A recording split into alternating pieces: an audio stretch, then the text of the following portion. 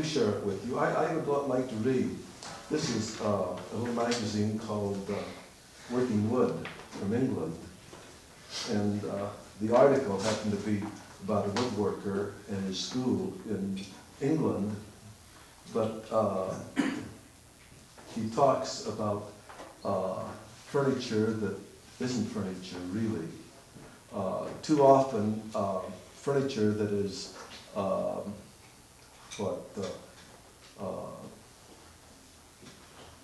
would be the word for it, and be real.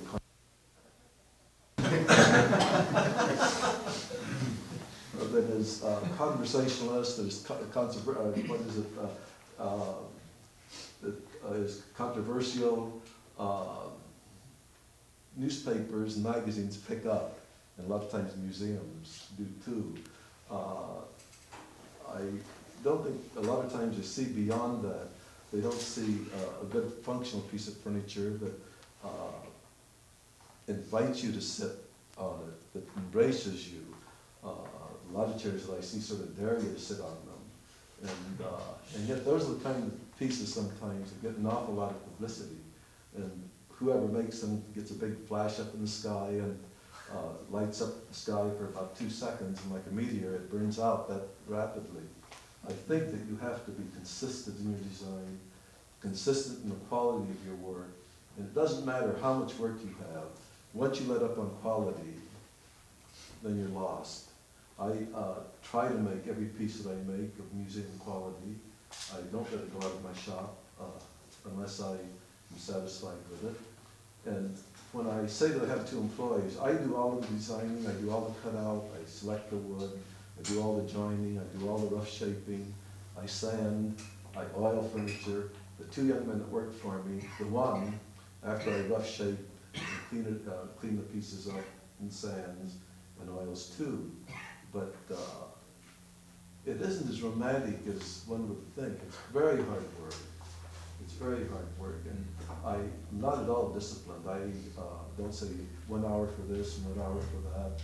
I get a lot of correspondence, and it piles up, and I answer the letters on top, and I get orders, and I get the job envelope out, and I usually end up from the front rather than the back. And the other day, somebody, or my wife came out and said, "Sam, what is this?" And she brought out a job envelope, and I thought, oh my gosh. And here the man had ordered a dining table and 8 chairs 4 years ago. And I'd completely forgotten about it. And he paid me $3,000 down. And I thought, well, he's either dead or forgotten. Well, the next Saturday, he called me. And I said, Mr. So-and-so, I said, terribly sorry, I forgot all about your order. And he says, oh, no, he says, I was very worried. I want to send you another payment. So anyway, the gist of it was, I asked him not to furniture now. But I've never had a cancellation ever in my country, even though people have had to wait. I used to go into the city, or I would call on people when they called, but now they like to come out to see me. And I kind of think one of the reasons is my wife's a very good cook, and they usually get there around 11:30. But it's a lot of fun. I enjoy it. I like people. I once told my wife that I'd like to move to New Mexico out in the middle of nowhere, and she said, "You last about a week." And I think she knows me much better than I know myself. But I just like to read this little article, and then when I show my slides, I would like to have you ask questions if you have questions, okay? But this article was this man was talking about an interview, or tells about an interview he had with Picasso, and I mentioned that the furniture he's talking about is the type of furniture that causes a lot of controversy and gets a lot of big play involved. And it's sort of a paradox between this and what Picasso said. I read this to several artist friends of mine who were up in their 70s, and they were just absolutely astounded. I've never read this in anything about Picasso. But this is from Country Life, and let me just share it with you. And it says that Country Life is not a popular reading, but then I'll go on. And this is what Picasso said.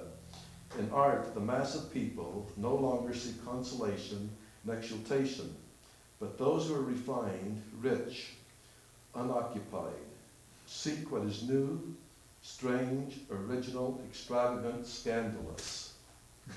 I myself, since Cubism, and even before, have satisfied these masters and critics with all the changing oddities which passed through my head. And the less they understood me, the more they admired me. By amusing myself with all these games, with all these absurdities, with all these puzzles, Arabesques, I became famous, and that very quickly. And fame for a painter means sales, gains, fortune, riches. And today, as you know, I am celebrated. I am rich. But when I am alone with myself, I have not the courage to think of myself as an artist in the great and ancient sense of the term. Titian, Rembrandt, and Goya were great painters.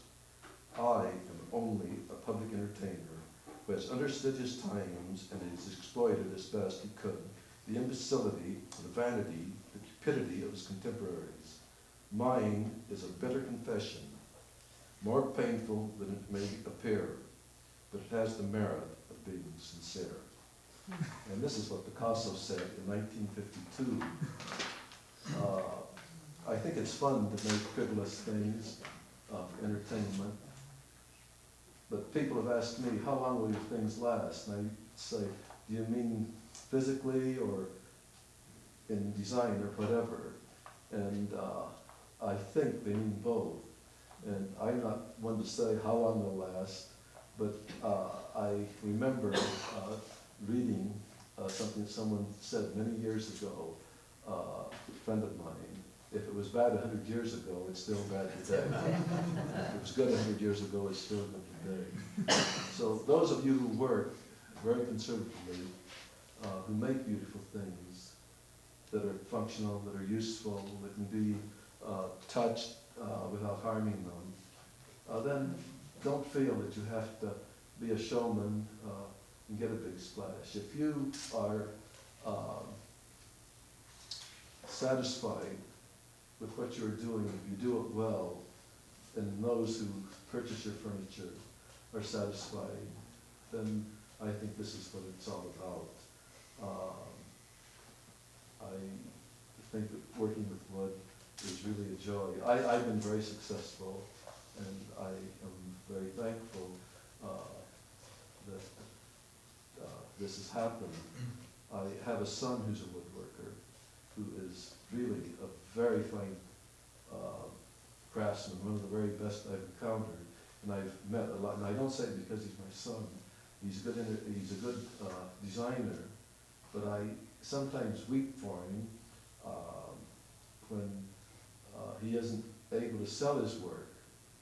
And it's a shame that there's so many young people that are so good that a lot of times people will buy inferior work from an established craftsman or whatever, rather than an excellent work for someone that is not known. And so I sympathize. When I jury a show, it kills me when I have to reject a piece because I know the sweat and blood and all that has gone into that piece. And but there'll be some that fall by the wayside. In life, there'll be many valleys that you walk through. Once in a while, you climb a little hill, and sometimes a mountaintop. But if you reach the mountaintop, the only place you can go is down. So keep working, striving for the mountaintop. And I think that you'll find the joy and the satisfaction that very, very few people ever find. I would like to introduce a very good friend of mine that some of you probably know, but Bob Stocksdale. Bob is the finest good thing, I think, in the country. And Bob and I have been very good friends for many, many years. And we call each other about every other week, and we just talk. I don't know about a lot of things and nothing, but You don't have to phone that. yeah, I love the phone. But I did want to introduce it. I'm going to show some slides now, and the San Diego Mountains in Southern California. And the hedge you see in the background are lemon trees. The big trees are eucalyptus trees. And this is looking at our grove from an empty field behind us. This is a little guest house that I built. The original house, which was a little shack that we bought, was on this spot. And I tore it down, and I left a hole in the ground where there was a cellar. So I had to figure out how to cover it, so I built a guest house over it. It's kind of nice. It's 24 by 24, and then the ramp around it is 36 by 36.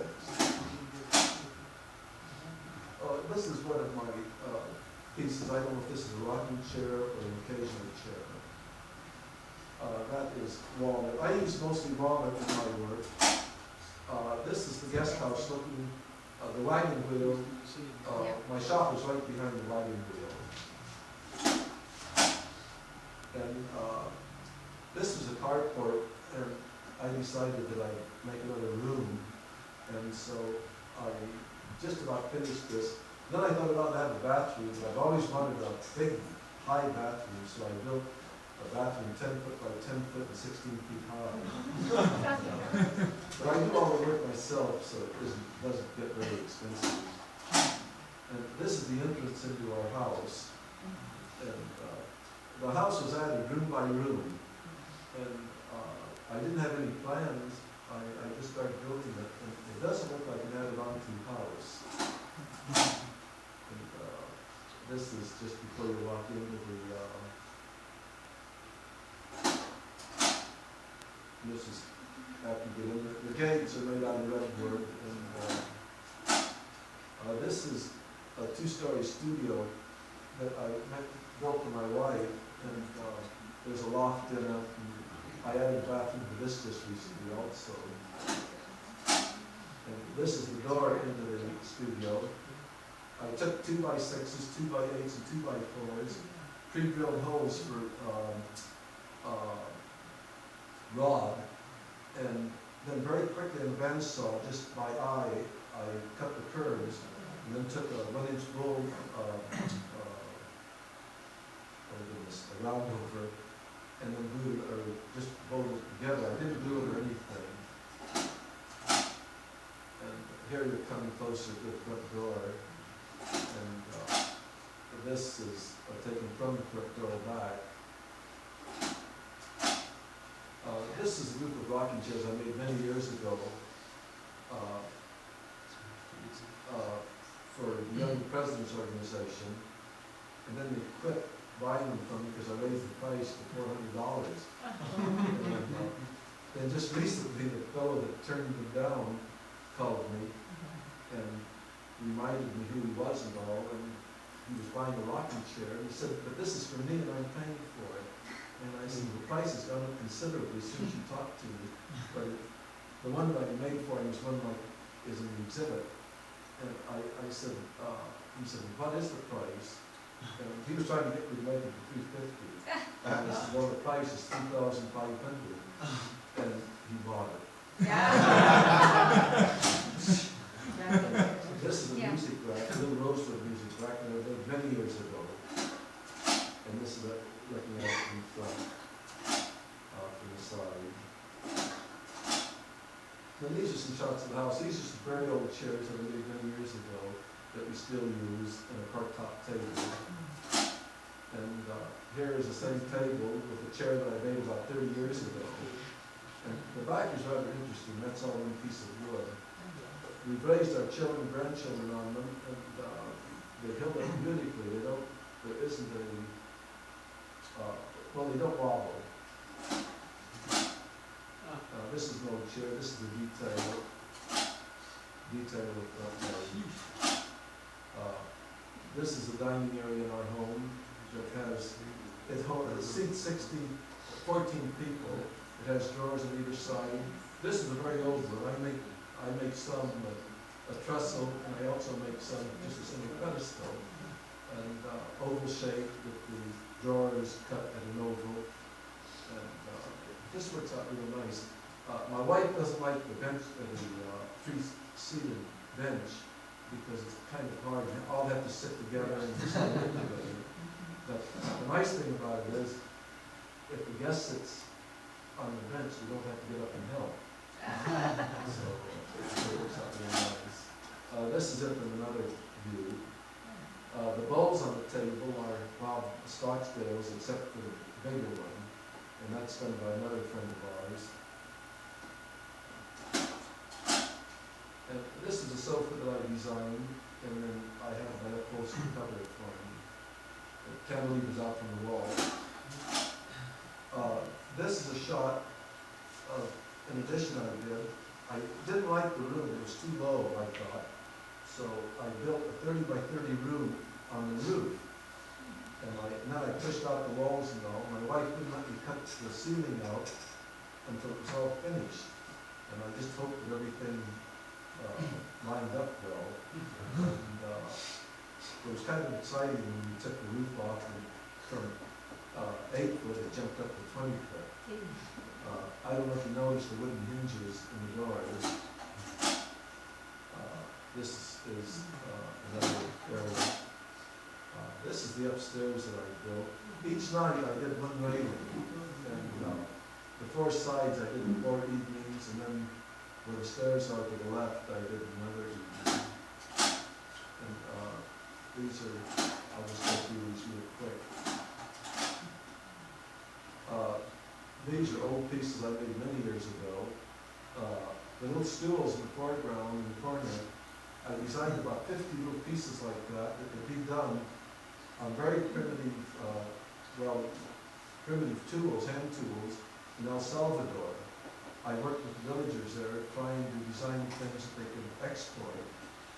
I also worked in Iran doing this, and also in Lebanon. And unfortunately, all 3 countries that I was in had big revolutions. This is another area in our home. And these are some wonderful old carousel horses that date back about 1900. And you barely see some paintings on the wall. There are paintings of Indians in my life there. This little chair I like an awful lot. I've developed this over the years. I've made several changes in it. This little chair it is in the collection of the Fine Arts Museum in Boston. Here it is from another angle. I can tip the back angle any way I want. And I usually sit on them and hold the thing up to me, and it stays in place. And then I go ahead and mark it and put it in. It just depends how the chair is going to be used. The seat I make in pieces. I cut them on the bandsaw before the chair seat is ever put together. What? The plugs. Oh, I forgot. The black plugs you see, Bob sends to me. I told him they gave me a plug.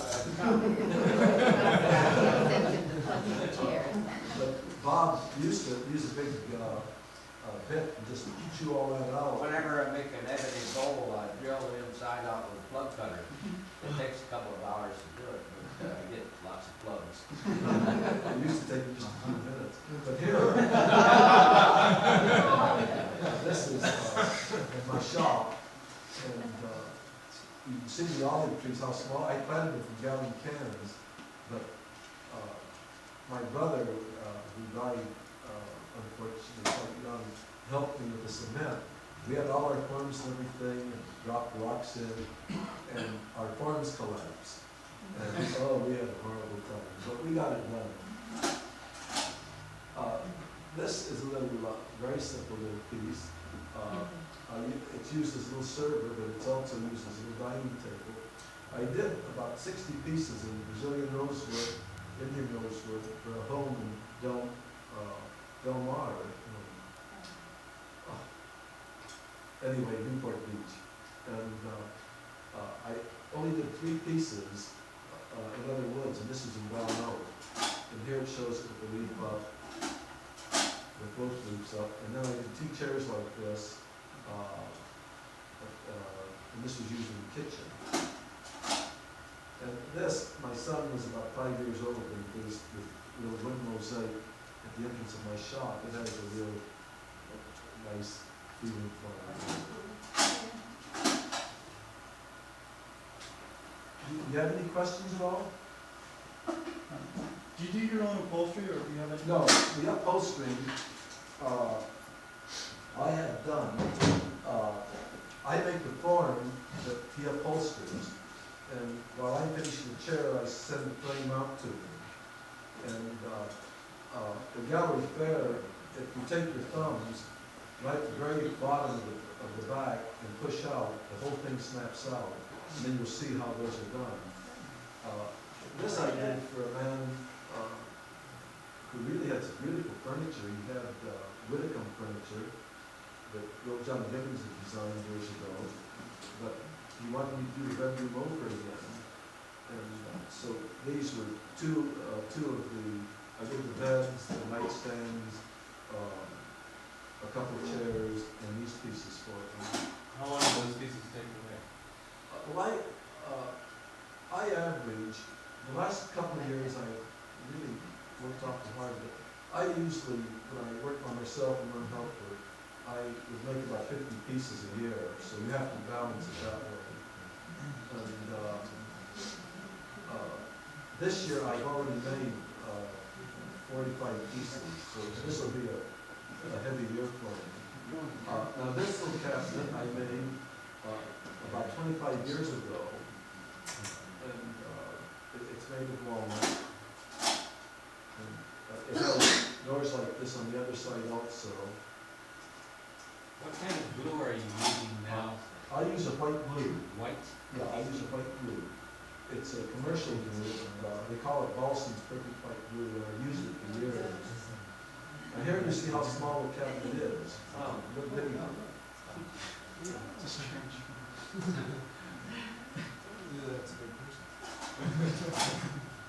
This is the armoire. I did a bedroom for a young couple in Beverly Hills. It has wooden hinges. The doors open up and then slide back into a slot. Here it shows how they slide back in. Most people think of me as a chair maker, and I make a lot of chairs, but I also make an awful lot of chest cabinets too. And, this is where he put his shirts and sweaters, and we had a lot of shirts and sweaters.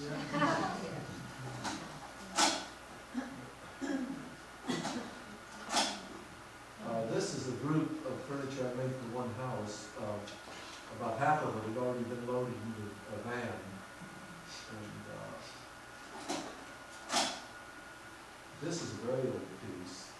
The lady I did this for, I did an awful lot of furniture for her, but she wanted a buffet that had, she could open up and, so she could serve, put more food on it, and this is what I did for her. And here it is, it shows the broccoli. When you do your hinge good, you pre-drill all the pieces? Yes, all the pieces are pre-drilled before they're glued together. I wish we had a blackboard here, and I could, this is a rosewood table. This I made for a couple, and they had 2 daughters, and the couple at that time weren't too old, but they were a little disturbed because their daughters would argue about who was going to get the table after they died. So they ordered a rocking chair in rosewood, which I made, and now they're arguing about who gets the rocking chair. So I told them the only solution was for me to make them one more table and one more chair. So, now this is a rosewood dining table and chairs that I made, and then What kind of rosewood is that? that is Brazilian rosewood. Is there other problems with gluing it, or? No problem at all. I did these about 15 years ago, and they're still just the way I made them. They held up very, very well. I don't use acetone or anything when I glue. The trick of it is, as soon as you cut your wood, if you glue it up within 10 minutes, you don't have a problem. You let it set and it oxidizes, then you're gonna have a problem. And I really don't know very much about wood, except, you know, just little things that have happened to me. And this was a slate table I made for some people in Chicago a long time ago. This little stool was one that I made for that same house that you saw that furniture. And this was made about 15 years ago. And this is Indian rosewood. It had a lot of color in it. And it's a very handsome chair. But I make baby chairs, I make small children's chairs that you can put up to the dining table. And this shows, this house is spectacular. It juts out over Balboa Bay. It's a 3-level house. And I did all the furniture on all 3 levels. The floor. Yeah. What? Oh yeah, and then the floor is all rosewood. I did the floor. Kind of interesting house. This is, I have one of these here in Mendocino. And here it shows it. What I've done since I did this, I curved the arms more. What is this piece for? Is it for duets? Actually, I call it a print rack. You can raise it up like this to sort prints out. You can lower it at any angle that you want to show them. It can be used as, for a dictionary. Just really whatever, it's very useful. You could use it for a music rack if you wanted. It's a little heavy for a music rack. It'd be a little cumbersome to move around. Here's a detail of it.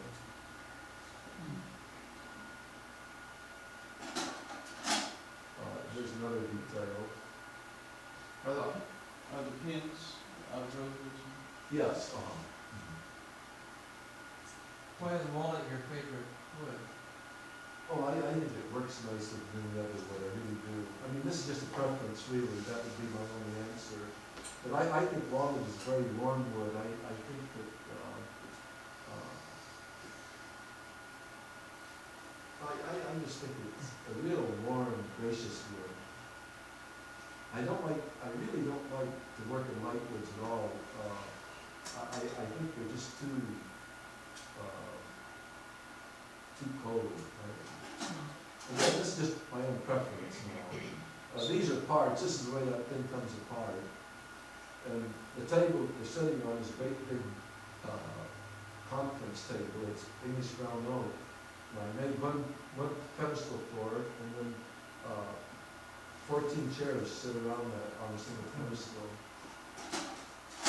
Sam, what was the combination of woods on the music stand? The light in California and black walnut? No, it was eastern walnut, and I picked out some very, very black Indian rosewood. And it looks like everything, you put oil on it, it just turns black.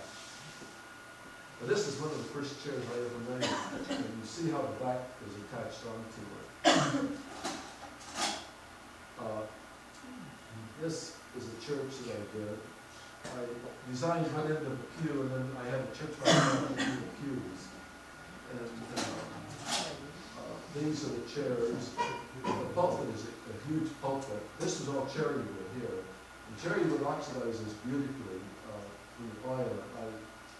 So much of it you see is stained that awful red color. And, they wanted the benches to be very, very simple and all, and this is about the simplest I could come up with, really. And here's the rosewood chair showing how the arm goes into the back leg. And as you know, I've always exposed my joinery right from the very beginning. I just felt that I've done all the work of doing a nice joint, why should it be exposed? All these hidden joints that people do, and they glue the thing up, and you don't see anything. And sometimes I think it's an awful lot of wasted time doing intricate joints that no one can see. I kind of wonder sometimes if it really strengthens whatever piece you're making. What kind of joint did you use there? What was that? What kind of joint did you use? That was just a butt joint. Just a butt joint? Just a butt joint. These were day joints. This is a rocking chair that has stretchers in it that I make occasionally. This is a rosewood desk that I made, a long time ago. Believe it or not, I paid a horrible sum for the wood on this. It was frightening at the time. I paid $1 a foot for it. And I thought it was terrible. Here it is with the leaf down. I also made a chair that went with this, a rosewood chair that went with it. But I think my things are very simple, they're very direct. I see no reason for a lot of embellishment, really.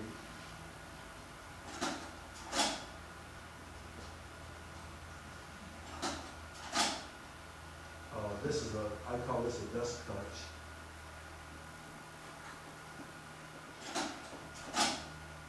And this picture was taken not very long ago. At the time I built my shop, it's a 20 by 45 foot shop where I work, and I thought it was just huge. And now I can hardly move around. I don't make anything unless it's on order or it's been sold. And so all the things that you see in the foreground are pieces that I make for different customers. And there I was fitting the spindles into the back of an occasional chair. How do you deal with dust? I wear a dust mask now after 30 years. I decided that I should, after all the harm has been done. But I have dust bags on my spindle sander and my disc sander, and I have a little portable vacuum that I attach to my bandsaw. The bandsaw makes an awful lot of dust. And other than that, I keep the dust down pretty well. This is a spindle rocker. When you say that you bandsaw out the seat, could you be a little more specific about that? Oh, what I do, it's a little hard for me without a chalkboard, but what I do is lay out my seat and say it's a 20 by 20. I'll lay out my pattern on it, and then I pre-drill my holes, and then in the center I go to my bandsaw and cut out the one piece, and then from that I mark the two pieces on either side, and I freehand put those on the bandsaw, and then I glue it all together. So most of the wood is all taken out of the seat before I ever start shaping. And then I take a 7-inch disc sander with 16-inch grit paper, which is like gravel, and I chew it out. It takes me about 5 minutes. And then I start with smaller discs, and then I end up with a little 2-inch round disc. And then a lot of scraping with a kidney-shaped scraper. And that's what I do. They're all pre-drilled. We use pot-bellied stoves throughout the house, and these are some Indian pots, some contemporary pots that we collected. This was a menorah that it was a model for the Leo Beck temple that I did in Bel Air, Los Angeles. This one's about 32 inches across at the latest point. But I found that a lot of people like these small ones, and I did about 6 of them for different people. And these are the pews that I've designed. And in the Jewish service, the high service, they're quite long, and the congregation couldn't decide if they wanted theater-type seats or pews. So they called me in, and I suggested just padding a pew, and they thought it was a good idea. And this is the way they look in the back. These are some of the very first pieces that I ever did, and I kept improving on them. Like the stretcher now is formed and shaped into the leg, much like the leg was shaped into the top there. My little grandson, who's 14 now, He isn't living anymore, but he started lacing these for me when he was about 10 years old, and I paid him $1 a bench. And he went on strike. Now I pay $10 a bench. This will set too, people ask me a lot of times why the thing doesn't crack in the middle, because the wind's running from front to back. It just wouldn't look right running it the long way. It would be sort of a cross grain. I don't think it would invite a person to sit in it. And the answer probably is what the curator at the Boston Museum told me. He said that over 40,000 people a year have sat on this bench for the last 6 years. And it looks like the day I made it, except it has a lot nicer finish because of all the seats that are sat on. And here it is from another angle. Here is the, looking at the leg and the back of the arm of the all intersect. This will change some. This chair I do completely upholstered. In fact, the upholstered one is in the gallery fair. And this one happens to be in the Boston collection. But here I have the spindles. I can use the flat spindles, I can use the curve arm, I can use a low arm, or I can use no arms on it. And that gives you about 6 different varieties. And furniture, I think, should look good from any direction. It shouldn't have a good side and a bad side. The same as sculpture, I think the same as architecture. I just don't like the front doors and back doors in homes. I think that no matter how you view a house, it ought to look good. And I feel the same way about furniture. This is the reason I took this one from up above. This little chair is one that I have here. This is in our home. This was a set that I had done and I hadn't delivered. And it's 7 foot in diameter. It has a lazy Susan that's flush. And again, you see some of Bob Stocksdale's bowls and one of Ed Walter's bowls in the background. We used this. We had our Sunday school class over for Christmas dinner, and then we had our children over a couple of times, and we ate off of it. We didn't harm it or anything, but it was fun throwing the thing around. And you had to sort of be careful because the dishes would sort of fly off. Roy comes to the baker one now. I will one of these days.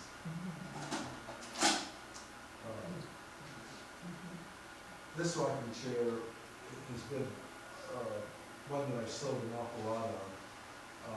People seem to like it. It sits well, it rocks well. The laminations are drippings, and I like to show that it is a laminated rocker. I don't like to, you can take a solid piece of wood and mark it, and then glue so that it looks like just a solid piece. But I like the lamination. This chair is really the most popular thing that I make. I have orders for about 50 of these. And I make 5 at a time that I put on them. And, I just don't like to do the same thing over and over again. What type of finish do you use on these? This has the first 3 rubbings is plastic urethane varnish, tung oil, and linseed oil, the 3 equal parts. And then the last 3 rubbings is half tung oil, half linseed oil, and beeswax. A couple big handfuls of shredded beeswax in a gallon can. And I put it in a double boiler. And here, everything that I do, I don't jig anything up. I do it all by eye. And I think it makes it more interesting to be often if everything had the same feel. But the arms that you see there, I can do a couple of those from scratch in about 15 minutes. It doesn't take me very long to do those. This is another shot of the house. The photograph of the cradle is the first cradle that I did for my little grandson, who's 14 now, and that is in the American Craft Museum collection.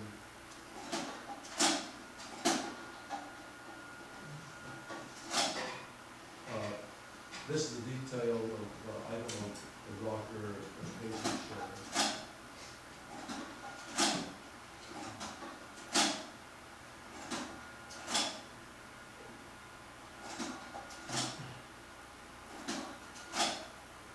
This little chair I like very much. I didn't know one of these done with me, but it's a very graceful chair and a very comfortable chair. The leg on this is completely different than some of the others that you saw. And again, I make this with a higher arm with a low arm and no arms at all. So all the joints, What? all the joints, if you don't see plugs, they're just butt joints? No. Well, here, let's go back to it. When the arm goes into the front leg is a dowel. Where the leg goes into the upper part, or the back goes into the upper part, that's a dowel. And where the arm goes into the leg at the back, that I put a 4-inch screw in there and plug.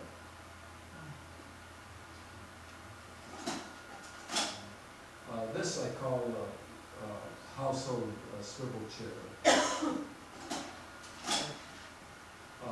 This is a chair that instead of angling out, it goes in. It's narrow at the top. And this is a chair that that young fellow I was telling you about sounded for me. And boy, I tell you, a fly couldn't land on it and he got through. So, yeah, this was slick. And here it is, another angle of it. I like sapwood. I expose sapwood an awful lot. And I started really because I didn't like it. And besides, walnut was so expensive, I didn't want to throw any away. And I didn't want to stain it. And I just can't believe that I was buying walnut for 25 cents a foot. This happens to be a teak table. It's a desk.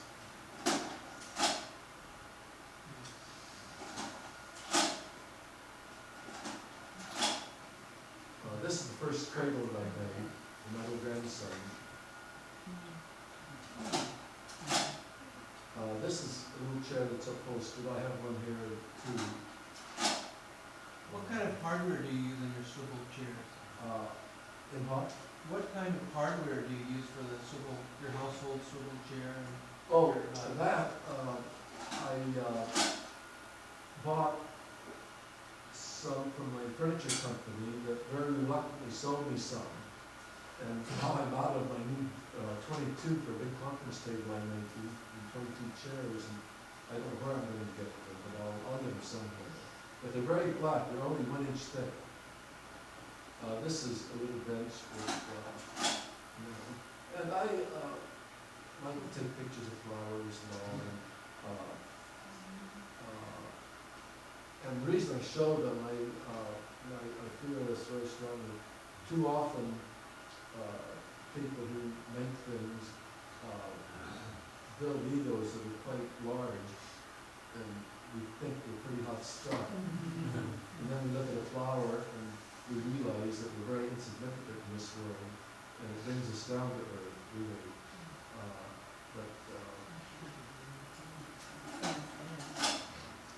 This was a big oval leaf table that I made.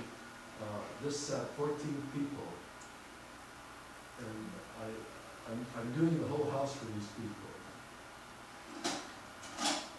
And I don't know what happened to my camera here, but it's foggy, but this is looking at it, and this is looking at it. I also, on this, where the stretchers go out, I also make that into a cone, which is rounded rather than just abrupt. And it depends on the type of table I make. In this particular case, I did not do it. And this was a little rocking chair that I made for my little grandson. And all right. My wife tells me that we're not going to have any more time for slides, so we're doing the show 12 hours a day now. Oh, But then I have to talk to people, I make drawings, I write my letters, I write all my own letters, And my wife thinks that I ought to spend at least an hour a day answering letters, and she piles them all over the dining table, and I'll say, well, I'll do it this lunchtime, and then she has to put them all away and brings them out, and then the letter's lost, and she says, well, I've had them out for you for 2 weeks, but it'd be awful to be disciplined that way. I say I'm not disciplined in my work, and but I kind of think I am. But it's good to get away. This will be the longest I've been away for quite a while, and it's been very good talking to people and meeting people. But I can't answer your question other than you have to get out of bed and start working. And we have a bedroom that has no curtains or anything. And so in the summertime, if the sun comes up at 4:30, 5 o'clock, it's time to get up. And the room we're sleeping in here is the same way. No curtains, and so we take walks. It's fun. Are there any other questions that you might have? Before we do this, and this will be a little late, but you can bear with me. This picture was finished in 1972. A friend of mine at KCET in Los Angeles did it on his own, and it isn't a professional film, really. It took him 5 years to make, and we'd forget what we were doing from one time to another. And my wife tells me that I made a lot of grammatical errors in it, and she wasn't there to correct me, so bear with me on that. But what I was trying to say at the time, and I don't think I said it very well, was that it was the time of the 60s, and young people were seeking different ways of life and all. And I felt that too many adults were doing work, working at jobs that they were very unhappy and although very secure. And if we could just take a little bit from our children and listen to them, maybe our own lives would be turned completely around. And I remember when my son decided he didn't want to go to college, he came to me that he was married when he was 17, and he's still married after all those years. And he said, Dad, I want to talk to you, and please don't get upset and blow your Lebanese mind, but I have something to say to you. And I, oh Lord, what? He said, I'm not going back to college, I want to be a woodworker. And for a flash, I thought, how awful. And I thought, oh my gosh, that isn't so bad, being a woodworker. I believe very sincerely that God is the master craftsman, the creator of all things, and he uses us, our hands, as his tools to make these beautiful objects. It's going to show through film now.